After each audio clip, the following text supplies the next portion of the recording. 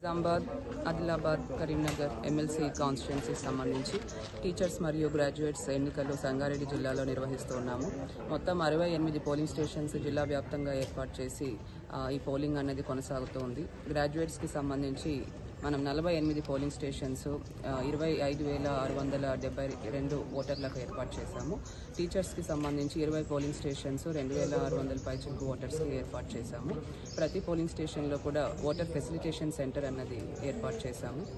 ప్రతి పోలింగ్ స్టేషన్లో పోలింగ్ సిబ్బందితో పాటు సెక్యూరిటీ సిబ్బంది, ఓటర్లకు సహకరించే గైడ్ చేసే సిబ్బంది, అలానే ప్రతి పోలింగ్ స్టేషన్లో సీసీటీవీ కెమెరాతో వెబ్కాస్టింగ్ కూడా ఏర్పాటు చేశాము.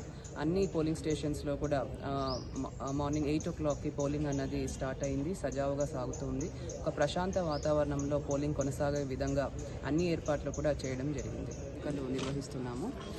గ్రాడ్యుయేట్స్ కాన్స్టిట్యున్సీలో మొత్తం 25,672 ఓటర్స్తో 48 పోలింగ్ స్టేషన్స్ జిల్లా వ్యాప్తంగా ఏర్పాటు చేశాము.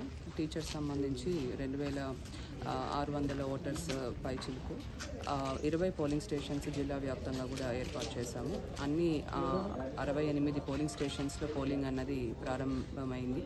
ఈరోజు 8 నుంచి 4 గంటల వరకు కూడా పోలింగ్ కొనసాగుతుంది. ఒక ప్రశాంత వాతావరణంలో పోలింగ్ ప్రారంభమయ్యి కొనసాగుతూ ఉంది. పోలింగ్ సిబ్బంది మొత్తం ఒక 600 మందితో పోలింగ్ సిబ్బంది ఏర్పాటు చేసుకున్నాము. ప్రతి పోలింగ్ స్టేషన్లో కూడా సెక్యూరిటీ ఏర్పాటు చేశాము. ప్రతి పోలింగ్ స్టేషన్ లొకేషన్లో ఒక మైక్రో అబ్జర్వర్ని నియమించాము. ప్రతి పోలింగ్ స్టేషన్లో కూడా సీసీటీవీ కెమెరాతో వెబ్కాస్టింగ్ అన్నది ఏర్పాటు చేసి డిఓ ఆఫీస్ నుంచి మానిటర్ చేస్తూ ఉన్నాము. సో ఎటువంటి ఇబ్బంది లేకుండా సజావుగా పోలింగ్ సాగే విధంగా అన్ని ఏర్పాట్లు కూడా చేయడం జరిగింది. First voter facilitation centre BLO and revenue సిబ్బందితో వారి ఓటర్ నెంబర్, సీరియల్ నెంబర్ ఎక్కడ ఉందని చెప్పే విధంగా కూడా ఏర్పాటు చేయడం జరిగింది. దివ్యాంగులకు ర్యాంప్స్ ఉన్న పోలింగ్ స్టేషన్సే మనము సెలెక్ట్ చేయడం జరిగింది. అలానే ఒక వాలంటీర్ ఫెసిలిటీ కూడా ఏర్పాటు చేస్తున్నాము. పోలింగ్ కోసం వచ్చే ఓటర్స్కి షేడ్ కానీ, డ్రింకింగ్ వాటర్ సదుపాయాలు కానీ, వాష్రూమ్స్ కానీ అన్నీ ఉండే విధంగా పోలింగ్ స్టేషన్స్లో ఇన్ఫ్రాస్ట్రక్చర్ అనేది